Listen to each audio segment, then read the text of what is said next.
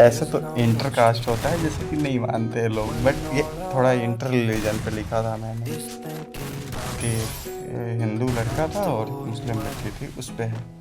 ऐसा है कि मैं मंदिर में बैठा था, वो मस्जिद में बैठी थी। मैं बाबू साहब का बेटा था, वो काजी साहब की बेटी थी। मैं बुलेट पर चलकर आता था, वो बुरखे में गुजरती थी।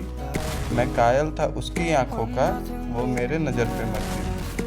मैं खड़ा रहता था चौराहे पर, वो भी छत पर चढ़ती थी। मैं पूजा कर आता मज़ारों की, वो मंदिर में नमाज पढ़ती थी। वो होली पे मुझे रंग लगाती, मैं ईद का जश्न मनाता था।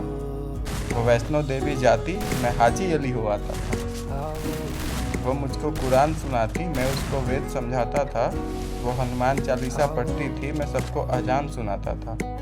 उसे मांगता था मैं मेरे रब से, वो अल्लाह से मेरी दुआ करती थी। ये सब उन दिनों की बात है जब वो मेरी हुआ करती थी। अब मूवी हो या रियलिटी, ऐसा इसका अगर आसानी से मुकम्मल हो जाए तो मज़ा नहीं आता। तो ऐसा हुआ कि फिर इस मजहबी इश्क का ऐसा अंजाम हुआ। वो मुसलमानों में हो गई, मैं हिंदुओं में बदनाम हुआ। मैं मंदिर में रोता था, वो मस्जिद में रोती थी। मैं बाबू साहब का बेटा था, वो काजी साहब की बेटी थी। रोते रोते हम दोनों की तब शाम ढला करती थी।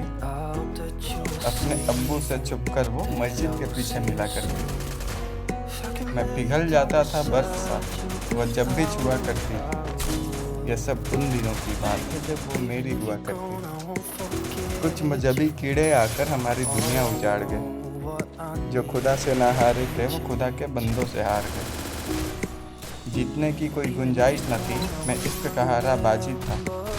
जो उसका निकाह कराने आया था, वो उसी का बाप काजी था।